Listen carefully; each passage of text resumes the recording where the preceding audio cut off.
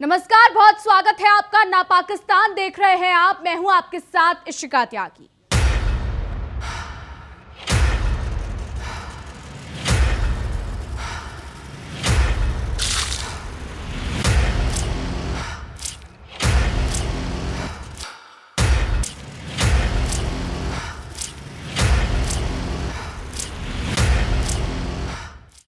पाकिस्तान के कब्जे वाले कश्मीर यानी पीओके में इस वक्त हाहाकार मचा हुआ है और वहां की आवाम ने पाकिस्तानी हुकूमत की ईंट से ईंट बजाने की ठान ली है। इस्लामाबाद के हुक्मरानों और रावलपिंडी में बैठे जनरलों के पैरों तले जमीन खिसक चुकी है, क्योंकि पीओके की सड़कों पर जनसैलाब उमड़ पड़ा है।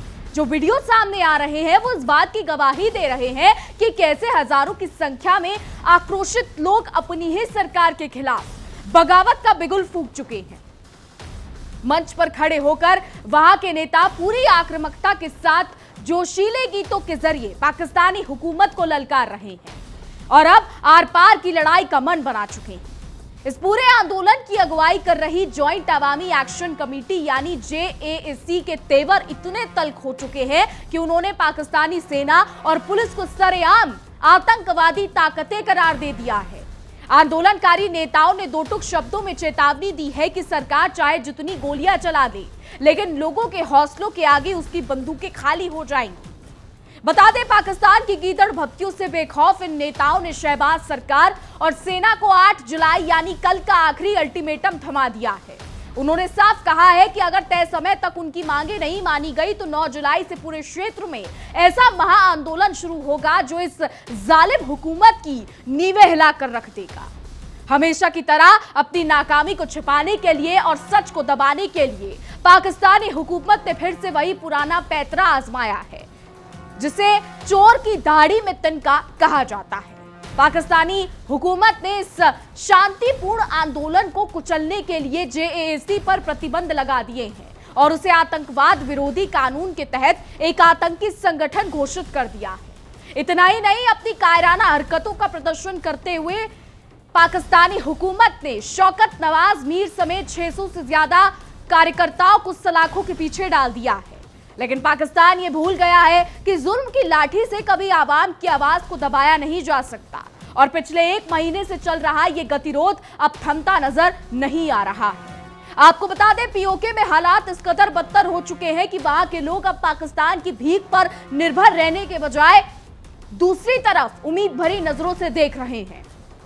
अधिकारियों के मुताबिक वहां की आवाम अब खुलकर खाने पीने का जरूरी सामान मांग रही है, जो पाकिस्तान के मुंह पर एक करारा तमाचा है। भुखमरी और कंगाली की कगार पर खड़े इस इलाके में मानवीय संकट गहरा गया है, क्योंकि जिस देश का अपना कटोरा हमेशा खाली रहता हो वो भला दूसरों का पेट क्या भरेगा। पाकिस्तान अपनी जनता को बुनियादी सुविधाएं देने में पूरी तरीके से नाकाम साबित हुआ है। पाकिस्तान के army chief field marshal Asim Munir ने अपनी कंगाली का गुस्सा पीओके की आवाम पर निकालना शुरू कर दिया है और उनके आदेश पर पिछले 20 दिनों से इस पूरे इलाके की आर्थिक नाकेबंदी कर दी गई है। पाकिस्तानी प्रशासन वहां के लोगों को राशन और दवाओं की सप्लाई रोककर उन्हें भूखा मारकर इस आंदोलन को कुचलने की घिनौनी साजिश रच रहा है, लेकिन वो नहीं जानते कि भूखा शेर और भी ज्यादा खतरनाक होता है।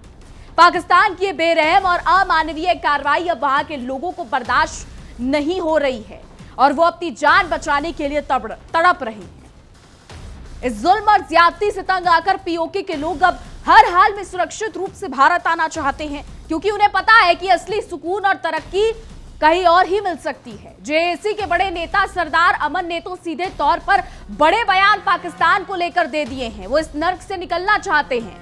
ये अपील बताती है कि पाकिस्तान ने किस तरह उस जमीन को जहन्नुम बना दिया है, जबकि भारत हमेशा से सबका मददगार रहा है। पाकिस्तान के लिए डूब मरने वाली बात है कि उसकी अपनी आवाम उसका साथ छोड़कर पड़ोसी देश की शरण में आना चाहती है। अपनी सरजमीन पर मचे इस गदर से ध्यान भटकाने के लिए पाकिस्तानी आर्मी चीफ आसिम मुनीर ने फिर से वही पुरानी आदत अपनाई है और भारत के खिलाफ सिंधु जल संधि के मुद्दे पर गीदड़ भभकी दी है। सोमवार को आसिम मुनीर ने बड़े बड़े बोल बोलते हुए कहा कि वो अपने हिस्से के पानी को सुरक्षित करने के लिए सभी जरूरी कदम उठाने को तैयार हैं। अरे भैया, आसिम मुनीर से जरा कोई ये पूछे कि कौन से पानी की बात कर रहे हैं आप? आपका देश तो आतंकवाद को बो रहा है, उसके लिए पानी चाहिए आपको? अपनी नाकामी का ठीकरा दूसरों के सिर फोड़ने में माहिर मुनीर ने एक बार फिर पाकिस्तान में होने वाले हर आतंकी हमले के लिए फिर से गीदड़ भभकी दे डाली है। मनगढ़ंत आरोप लगाए वासिम मुनीर ने कि टीटीपी जैसे आतंकी गुटों को कोई और ही मदद दे रहा है। रावलपिंडी के हेडक्वार्टर में बैठकर आसिम मुनीर की अध्यक्षता में जो 276वीं कोर कमांडर्स कॉन्फ्रेंस हुई, उसमें भी पाकिस्तान की बौखलाहट साफ दिखाई दी। पाकिस्तानी सेना ने बड़े ही हास्यास्पद अंदाज में संकल्प लिया कि वो अपनी आवाम की इच्छा के मुताबिक पानी का जायज हिस्सा लेकर रहेंगे।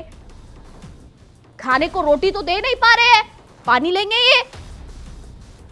भुखमरी आ गई है पाकिस्तान में, कंगाल हो गया है पाकिस्तान। आईएमएफ से लोन भी नहीं मिल रहा है, कटोरा खा ली है कभी चीन, कभी अमेरिका, कभी तुर्की, और ये बात करते हैं कि हम पानी देंगे। अरे रोटी तो दे दीजिए, बाद में पानी दे दीजिएगा। दरअसल भारत की बात करें तो भारत ने पिछले साल अप्रैल में हुए पहलगाम आतंकी हमले के बाद जब से सिंधु संधि को निलंबित किया है, तब से पाकिस्तान के गले में हड्डी अटक गई है और उसे डर सता रहा है कि कहीं भारत उसका पानी पूरी तरीके से बंद ना कर दे। पाकिस्तानी कोर कमांडर्स ने अपनी बैठक में बड़बोलापन दिखाते हुए तय कर लिया कि अगर भारत ने पानी रोका या उसका रास्ता बदला तो वो इसे सीधे युद्ध की कार्रवाई मानेंगे। घर में खाने को दाना नहीं है और ये मुल्क चलाए लड़ाई करने, अपने लोगों को पानी नहीं दे पा रहा है। पीओके में जनता परेशान हो गई है, इनके खिलाफ प्रोटेस्ट चल रहे हैं, अफगानिस्तान से ये सुलझ नहीं पा रहे हैं और चले एक और युद्ध करने।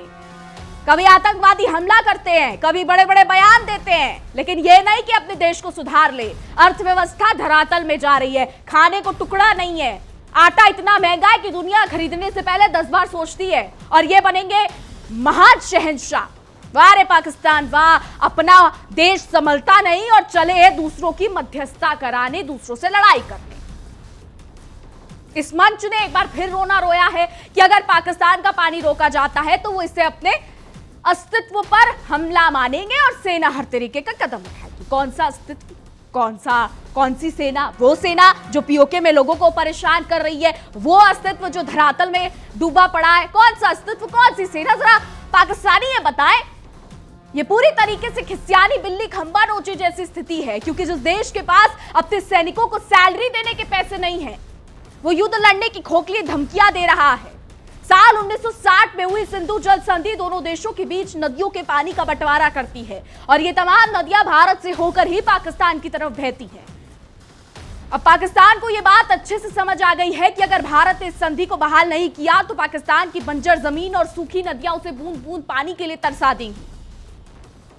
पाकिस्तान के एक बहुत बड़े हिस्से में सिंचाई और पीने के पानी का ऐसा भयानक संकट पैदा हो जाएगा कि उनकी पूरी अर्थव्यवस्था ताश के पत्तों की तरह ढह जाएगी। और यही वजह है कि पाकिस्तानी नेता दिन रात इसी चिंता में घुले जा रहे हैं कि कैसे पानी लाया जाए। अपनी कमजोरियों को छिपाने के लिए आसिम मुनीर ने एक बार फिर अपनी जमीन पर हो रहे हमलों का सारा दोष भारत के सिर मढ़ दिया है। खुद आतंकवाद को वो, और जब संभाला नहीं जाता तो दूसरे देशों का इसका ठीकरा इसका दूसरे देशों पर फोड़ दो। मुनीर का कहना है कि सारे गुट अफगानिस्तान की जमीन का इस्तेमाल करके पाकिस्तान के भीतर तबाही मचा रहे हैं और इन गुटों को शय मिल रही है। अपनी इसी मनगढ़ंत कहानी के जरिए वो दुनिया के सामने खुद को पीड़ित दिखाने की नाकाम कोशिश कर रहे हैं, जबकि पूरी दुनिया जानती है कि पाकिस्तान खुद आतंकवाद की सबसे बड़ी नर्सरी है और आज वो जो बो रहा है वही काट रहा है। कहावत सुनी होगी आपने, बोया पेड़ बबूल का तो आम कहां से होए। कहां से आम मिलेगा जब आतंकवादी बो रहे हैं अपनी जमीन पर पाकिस्तान वाले। पाकिस्तानी सेना ने अपनी झेप पिटाने के लिए अब अफगानिस्तान की सरकार को भी आगे दिखाना शुरू कर दिया है और आरोप लगाया है कि वो भारतीय गुटों को अपनी जमीन का इस्तेमाल ना करने दे। बारे पाकिस्तान अपना देश संभले नहीं, दूसरों पर आरोप मढ़ने चले हैं। ये वही पाकिस्तान है जिससे जब आतंकवाद पर यूएन में सवाल पूछा जाता है तो पाकिस्तानी मंत्री, इनके चहेते मंत्री ख्वाजा आसिफ भागते नजर आते हैं, कहते हमें नहीं पता। पहले खुद आतंकवाद को अपनी जड़ों में बो और जब वो आतंकवाद तुम्हें बर्बाद करे तो उसका ठीकरा दूसरों पर फोड़ दो। वही बात है ना कि बोया पेड़ बबूल का तो आम कहां से होए। मुनीर साहब कह रहे हैं अगर अफगान सरकार इन गुटों को नहीं रोकती तो पाकिस्तानी सेना खुद उनके खिलाफ कार्रवाई करेगी। मुनीर से जरा कोई ये पूछे खाने को रोटी है जो कार्रवाई करेंगे? ये उल्टे चोर कोतवाल को डांटे वाली बात है, क्योंकि जो देश खुद आतंकियों को पनाह देता आया है वो आज दूसरों को नसीहतें दे रहा है और अपनी आंतरिक सुरक्षा की विफलता का दोष पड़ोसियों पर डाल रहा है। पाकिस्तानी सेना ने शेखी बघारते हुए कहा है कि उन्हें अपने लोगों की रक्षा करने का पूरा अधिकार है और वो इसके लिए ऑपरेशन गजब उल हक नाम का एक खुफिया अभियान चला रहे हैं। ये दावा कर रहे हैं कि वो अफगानिस्तान के नियंत्रण वाले इलाकों में जाकर आतंकियों का खात्मा करेंगे, लेकिन असलियत यह है कि पाकिस्तान की सेना खुद अपनी ही आवाम के सामने घुटने टेक चुकी है और अपनी नाकामी को छिपाने के लिए ऐसे भारी भरकम ऑपरेशनों के नाम रखकर सिर्फ अपनी पीठ थपथपाई जा रही है। आखिरकार पाकिस्तान को यह समझ लेना चाहिए कि गीदड़ भभकियों से और बेकसूर जनता पर जुल्म ढहाने से हुकूमतें नहीं चलती। पीओके में जो आग सुलग रही है वो पाकिस्तानी हुकूमत के घमंड और क्रूरता को भस्म करके ही दम लेगी। भारत के खिलाफ झूठे आरोप लगाने और पानी के मुद्दे पर युद्ध की धमकियां देने के बजाय अगर पाकिस्तान अपनी कंगाल हो चुकी आवाम और जलते हुए पीओके पर ध्यान दे तो शायद उसकी बची कुची साख बच जाए, वरना वो दिन दूर नहीं जब पाकिस्तान का नक्शा ही बदल जाएगा। पाकिस्तान के जनरलों को शायद इस बात का अंदाजा नहीं है कि जब आवाम जागती है तो बड़े से बड़े तानाशाहों के तख्त और ताज हवा में उड़ जाते हैं। पीओके के कोने कोने से उठ रही है बगावत की आवाज इस बात का सबूत है कि वहां के लोग अब पाकिस्तानी सेना के बलबूते नहीं चलना चाहते। रावलपिंडी के हुक्मरान चाहे जितने भी पैतरे बदल ले, लेकिन जेएसी के बैनर तले जो मशाल जल चुकी है उसकी आंच अब इस्लामाबाद के सरकारी गलियारों तक पहुंच रही है। अपनी ही आवाम के राशन और पानी पर डाका डालने वाली जालिम फौज ने पीओके को सिर्फ एक कॉलोनी की तरह इस्तेमाल किया है। वहां के प्राकृतिक संसाधनों को लूटकर पाकिस्तान के हुक्मरान ऐश करते हैं। सीधी भाषा में कहे तो कभी यहां जाते हैं, कभी घूमने वहां जाते हैं। और जब वहां के लोगों ने अपने हक के लिए आवाज उठाई तो उन्हें सीधे आतंकवादी घोषित कर दिया गया। ये पाकिस्तान का वो घिनौना चरित्र है जिसे पूरी दुनिया वाकिफ है, जहां सच बोलने वालों की जुबान को बंदूक के नोक पर खामोश करने की नाकाम कोशिश की जाती है। कंगाली और बदहाली के दलदल में धंसे पाकिस्तान के सेना प्रमुख आसिम मुनीर आज जिस ऑपरेशन का ढिंडोरा पीट रहे हैं उसकी हवा खुद उनके ही देश के भीतर निकल चुकी है। जो फौज अपने देश की सीमाएं सुरक्षित नहीं रख सकती, जो फौज अपने ही नागरिकों को 2 वक्त की रोटी मुहैया कराने में नाकाम है, वो आज पड़ोसियों को धमकी दे रही है। मुनीर साहब, खोखली धमकियों से पेट नहीं भरता और ना ही जंग जीती जाती है। इसके लिए जिगरा और ताकत चाहिए होती है जो पाकिस्तान और आसिम मुनीर के पास नहीं है।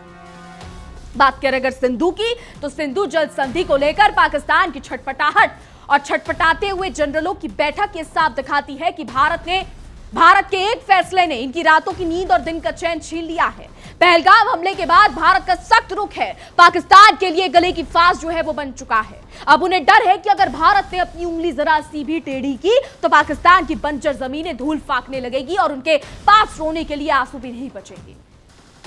भारत के खिलाफ ये युद्ध और प्रॉक्सी वॉर की नीति चलाने वाला पाकिस्तान आज खुद अपने ही बुने जाल में फंस चुका है। मुनीर का यह आरोप है कि भारत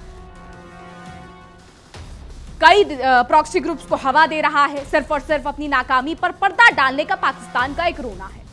फिर वही बात, बोया पेड़ बबूल का तो आम कहां से होए, ये कहावत आज पाकिस्तान पर इतनी सटीक बैठती है